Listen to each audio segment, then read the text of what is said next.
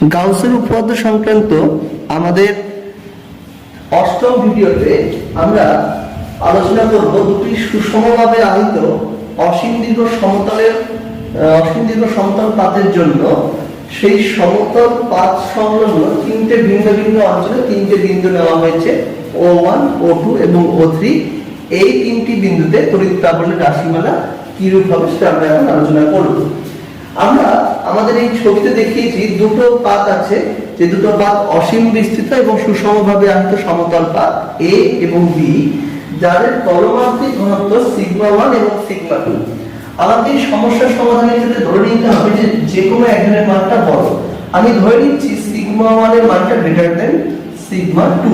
আমরা ধরে নিলাম, বিপরীতটাও হতে পারে বা দুজনের মান সমানও হতে পারে। এবার আমরা কি করব, এই দুটো সমভাবে একটা সমতল পাতের জন্য আমরা O1, O2 এবং O3 বিন্দুতে তড়িৎ প্রাবল্যের মান তার রাশিমালা নির্ণয় করব। আমরা ধরে নিচ্ছি যে O1 বিন্দুতে তড়িৎ প্রাবল্য হচ্ছে E', O2 বিন্দুতে E' এবং O3 বিন্দুতে E', এবং এদের মানগুলো আমরা নির্ণয় করব এখন। এবার এই মানটা নির্ণয় করতে গেলে আমাদের কোন সূত্র জানতে হবে সেটাকে আমাকে প্রথমে বুঝতে হবে। দেখো এখানে আমরা নিয়েছি সুষমভাবে আহিত সমতল পাত। আমি তোমাদের একটু মনে করিয়ে দিই, আমি আমার সপ্তম ভিডিওতে সুষমভাবে আহিত সমতল পাতের ক্ষেত্রে তড়িৎ প্রাবল্যের রাশিমালা কেমন হবে সেটা আমরা তোমাদের দেখিয়েছিলাম। সেটা একটু আমি তোমাদের সাথে আলোচনা করে নিই। তোমরা ডান দিকের ছবিটা একটু দেখো। সেই ডান দিকের ছবিতে তোমরা দেখতে পাচ্ছ যে এটি সুষমভাবে আহিত অসীম দীর্ঘ সমতল পাত রয়েছে, যার তলমাত্রিক ঘনত্ব সিগমা। এই যে সুষমভাবে আহিত সমতল পাতটা যে রয়েছে তার কাছাকাছি কোন একটা বিন্দু, সেটি ডান দিকে হয়, তার ডান দিকের বিন্দু এটা এবং বাঁ দিকের বিন্দু এটা। এই দুটো বিন্দুতে তড়িৎ ক্ষেত্র প্রাবল্যের যে রাশিমালা সেটা হচ্ছে E = সিগমা, মানে তলমাত্রিক ঘনত্ব divided by twice of epsilon 0। আমরা ধরেছি এই টোটালটা শূন্য মাধ্যম, যার তড়িৎ ভেদ্যতা হচ্ছে এপসিলন নট।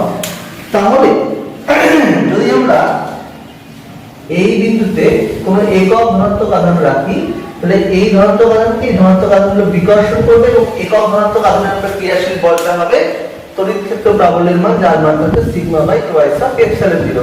ঠিক একই ভাবে যদি আমি এখানটায় প্লাস চার্জ রাখতাম, তাহলে এই প্লাস বা প্লাস দূরে ঠেলতো এবং সেক্ষেত্রে প্রাবল্যের অনুমতি এই দিতে হতো এবং সেক্ষেত্রে এই রাশিমালাও ঠিক একই ভাবে হতো sigma by twice of epsilon 0। এক্ষেত্রে খুব গুরুত্বপূর্ণ জায়গা হচ্ছে তড়িৎ ক্ষেত্র প্রাবল্যের যে এই মান তা তো দূরত্বের উপর নির্ভর করছে না। কারণ আমি যতটাই নিই না কেন তড়িৎ ক্ষেত্র প্রাবল্যের মান কিন্তু সব জায়গায় সুষমভাবে থাকবে এবং সমান থাকবে এবং মানটা sigma by twice of epsilon 0ই হবে। এবার আমরা চলে আসছি আমাদের বাঁ দিকের যে সমস্যার যে ছবিটা, সেই ছবিতে দেখো এখানটায় এই যে পাত ধরে যে পাতে ধনাত্মক আধান আছে, কারণ তলমাত্রিক ঘনত্বের সামনে কোনো চিহ্ন নেই, তাহলে এটা প্লাস ধরতেই পারি। যদি মাইনাস হতো তাহলে শুধুমাত্র ডিরেকশনটা অপোজিট হতো, তাছাড়া সব একই থাকতো। তাহলে এখানে প্লাস আছে, এখানে ধরলাম প্লাস নিচ্ছে, তাহলে প্লাস প্লাসকে বিকর্ষণ করবে। তাহলে এই পাতের জন্য এখানটা মানে এই যে সুষমভাবে আহিত সমতল যে অসীম বিস্তৃত পাত আছে তার জন্য এই বিন্দুতে তড়িৎ ক্ষেত্র প্রাবল্য হচ্ছে σ1 বাই টুয়াইস অফ এপসিলন 0। ঠিক একই ভাবে এই পাতটাও তো আহিত, তাহলে এই পাতের যে আধানগুলো সেই আধানগুলো এখানে থাকা একক ধনাত্মক আধানকে বিকর্ষণ করবে এবং দূরে ঠেলবে। তাই দূরে ঠেলা হলে তার ডিরেকশনটা এই দিকেই হচ্ছে এবং সেক্ষেত্রে মানটা পাচ্ছি σ2, কারণ এখানকার তলমাত্রিক ঘনত্ব σ2 বাই টুয়াইস অফ এপসিলন 0। তার মানে এখানে থাকা ধনাত্মক আধানকে দুটো প্লেটই দূরে ঠেলছে, তাহলে মোট প্রাবল্য কত হবে? তাহলে E' σ1 by twice of epsilon 0 plus σ2 by twice of epsilon 0। এখন যদি আমি এই একক ধনাত্মক আধানটাকে এই O1 বিন্দুতে না নিয়ে যাই O2 বিন্দুতে নিতাম, তাহলে আমরা দেখেছি যে হচ্ছে সুষমভাবে আহিত সমতল পাত ধনাত্মক আধানে আহিত হয়, তাহলে এখান থেকে বলটা দূরের দিকে বেরোবে। বা তোমরা নিজেরাও দেখতে পাচ্ছ যে এখানে প্লাস চার্জ প্লাস প্লাসকে এই বরাবর বিকর্ষণ করবে, সেটা কত σ1 বাই টুয়াইস অফ এপসিলন 0। আবার এখানকার প্লাস চার্জ তো এই প্লাসকে বিকর্ষণ করছে এদিকে, সেটা কত sigma two by twice of epsilon zero. এখন মুশকিলটা হচ্ছে যে দুটো বিপরীত দিকে হয়ে গেল, আমরা দুজন দুজনকে বাধা দেবে, তাই কোন দানা বলটা বেশি শক্তিশালী হবে? দেখো এখানে রাশিমালাতে হরটা সবারই সমান আছে, অর্থাৎ নিচে টোয়াইস অফ এপসাইলন জিরো দুজনের ক্ষেত্রেই আছে, তাই লবটা কার বড়? সিগমা 1 এবং সিগমা 2 এর মধ্যে যেহেতু সিগমা 1টা বড়, তাহলে অবশ্যই এর বিকর্ষণ বলটা বেশি প্রবল, তাই লব্ধি কোন দিকে হবে? তাই লব্ধির প্রাবল্য যে শক্তিশালী তার দিকে হচ্ছে, এই দিকে হচ্ছে, তাহলে ই ডবল ড্যাশ সমান সমান sigma 1 by twice of epsilon zero বিপরীতে, কারণ এই বিপরীতে আছে sigma 2 by twice of epsilon zero. এবার আমরা চলে আসছি তৃতীয় বিন্দু O3 তে।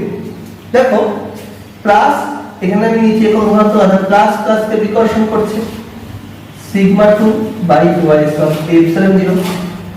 এখানকার প্লাস আধান প্লাস প্লাস কে বিকর্ষণ করছে sigma 1 by twice of epsilon zero. তাহলে এখন যদি এই যে এই দুজন যদি যেহেতু একই দিকে আছে, তাহলে আমরা বলতে পারি মোট প্রাবল্য E triple dash equal to sigma 1 plus বা sigma 1 by twice of epsilon zero plus sigma 2 by twice of epsilon zero. এখন যদি কোনো কারণে সিগমা 1 এবং সিগমা 2 এর মানটা সমান হয়ে যেত, তাহলে কি দাঁড়াতো? দেখো আমি E ড্যাশ হিসেবে লিখতে পারতাম sigma by twice of epsilon zero plus sigma by twice of epsilon zero, তার মানে সিগমা বাই এপসাইলন জিরো। এবং এটাই দেখো E ট্রিপল ড্যাশের মান হতো, মানে এই ক্ষেত্রেও কিন্তু এই মানটা সেম পেতাম। আবার E double dash sigma by twice of epsilon zero minus sigma by twice of epsilon zero মানে 0 হতো। তাহলে আমরা এখানটা দেখে নিলাম যে সুষমভাবে আহিত দুটি সমান্তরাল অসীম বিস্তৃত পাতের ক্ষেত্রে সেই পাতের দুই প্রান্তভাগের বিন্দু এবং মধ্যবিন্দুতে তড়িৎ ক্ষেত্র প্রাবল্য কিরূপ হবে। এবার এই সমস্যাটা কি আরেকটু আমরা মডিফাই করতে পারি এই ভেবে যে যদি এরকম হতো যে যে কোনো একটা পাতের আধান প্লাস হতো, অন্য পাতের আধান মাইনাস হতো, তার মানে তলমাত্রিক ঘনত্ব যেটা আমরা বলছি সেই তলমাত্রিক ঘনত্বের ক্ষেত্রে একটা মান ধনাত্মক একটার মান ঋণাত্মক, অর্থাৎ একটা পাতে ধনাত্মক আধান একটা পাতে ঋণাত্মক আধান থাকতেই পারে। তাই সেক্ষেত্রে সমস্যা আমরা কিভাবে করব? আমাদেরকে ধরে নিতে হবে যে কোনো একটা ধনাত্মক এবং যে কোনো একটা ঋণাত্মক। আমি আমার সমস্যার সমাধানের ক্ষেত্রে একটা র্যান্ডমলি চুজ করলাম যে সিগমা 1 প্রথম পাতটা ধনাত্মক এবং সিগমা 2 বা দ্বিতীয় পাতটা ঋণাত্মক। যদি সেরকমই হয় তাহলে আমাকে ছবিটা একটু মডিফাই করতে হবে। দেখো আমি ছবিটা মডিফাই করে তোমাদের সামনে প্রকাশ করছি, যাতে তোমরা আগের সমস্যাটার সাথে এই সমস্যাটাকে তুলনা করতে পারো। সেই জন্য আমি কি করেছি, অতিরিক্তভাবে আমি লাল কালি দিয়ে হচ্ছে ঋণাত্মক আধানগুলোকে এঁকেছি এবং এখানটা ধনাত্মক আধানগুলোকে আমি কিন্তু রেখে দিয়েছি। তাই বুঝতেই পারছো যে এখনকার সমস্যাতে এ পাতটা হচ্ছে ধনাত্মক আধানে আহিত এবং বি পাতটা ঋণাত্মক আধানে আহিত। এখানে ধনাত্মক আধানগুলো কিন্তু থাকবে না, আমি ধনাত্মক আধানগুলোকে এবার মুছে দিচ্ছি। তাহলে এখন এ পাত হচ্ছে ধনাত্মক আধানে আহিত এবং বি পাত হচ্ছে ঋণাত্মক আধানে আহিত। আমি এখন যে সমস্যা জায়গাগুলো মডিফাই করব সেই জায়গাগুলো কিন্তু আমি কালো কালির জায়গায় লাল কালি ইউজ করে তোমরা আগের সমস্যার সাথে এই সমস্যাটাকে তুলনা করতে পারো। যাই হোক, তাহলে এবার আমরা আসি প্রথমে O1 বিন্দুতে। আমরা O1 বিন্দুটা আমরা নিচে এঁকে নিচ্ছি। এটা হচ্ছে সেই O1 বিন্দু যেখানে আমাদের তড়িৎ ক্ষেত্র প্রাবল্য নির্ণয় করতে হবে এবং O1 বিন্দুতে আমি রেখেছি প্লাস আধান, তাই প্লাস প্লাস দ্বারা বিকর্ষিত হবে। তাহলে প্রথম পাতের জন্য তড়িৎ ক্ষেত্র প্রাবল্য ঠিক আগের মতই পাবো sigma 1 by twice of epsilon zero. এবং দ্বিতীয় পাতটা ঋণাত্মক কি করবে? ধনাত্মককে আকর্ষণ করবে।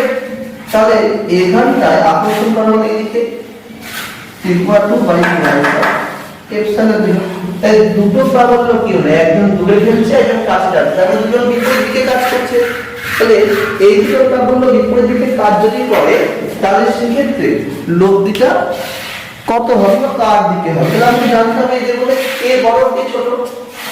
দেখো এ পাতের জন্য তড়িৎ ক্ষেত্র প্রাবল্যের মধ্যে আছে sigma 1 by twice of epsilon zero এবং বি পাতের ক্ষেত্রে সে আছে sigma 2 by twice of epsilon 0।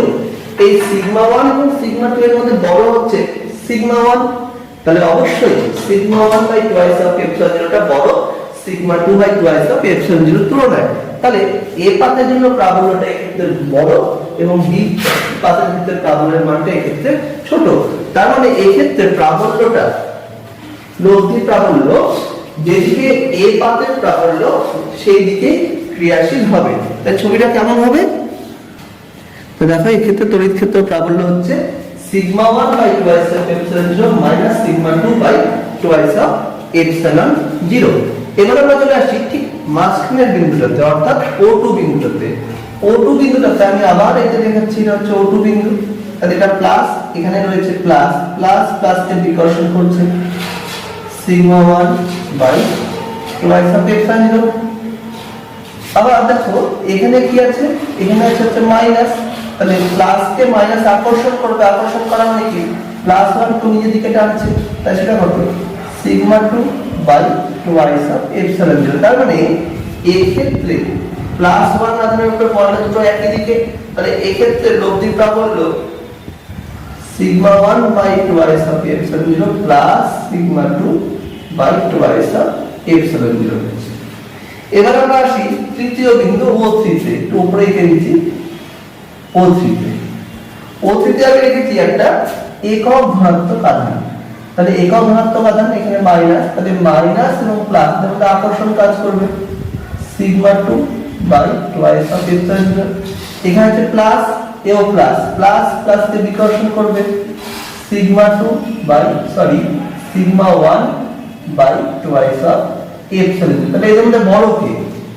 আবার দেখো আমরা ঠিক প্রথমে সমস্যা যেটা বললাম সিগমা 1 এর মান বড় হওয়াতে প্রথম পার্টটা বড় এবং দ্বিতীয় পার্টটা ছোট। তাহলে এখানেও ঠিক একই ব্যাপার, sigma 2 by twice of epsilon 0 তুলনায় sigma 1 by twice of epsilon 0 বড়, কারণ সিগমা 1 এর মানটাকে আমি বড় ধরেছি। তাহলে সেক্ষেত্রে লব্ধি প্রাবল্য দাঁড়াবে এই বরাবর, কারণ বড় হচ্ছে sigma 1 by twice of epsilon 0 এবং এই ক্ষেত্রে ই ট্রিপল ড্যাশের মানটা হলো sigma 1 by twice of epsilon 0 minus sigma 2 by twice of epsilon 0। আবার আসি সেই একই সমস্যায় যে যদি এই ধরনের সমস্যায় সিগমা 1 এবং সিগমা 2 যদি সমান হতো এবং প্রত্যেকেরই মান সিগমা থাকতো, সেক্ষেত্রে কি হতো? সেক্ষেত্রে দেখো এই যে O1 বিন্দুতে ই ড্যাশের মানটা হতো sigma by twice of epsilon 0 minus sigma by twice of epsilon 0 মানে 0। ই ডবল ড্যাশের মান এখানটা হতো sigma by twice of epsilon 0 plus sigma by twice of epsilon 0 মানে সিগমা বাই এপসিলন 0।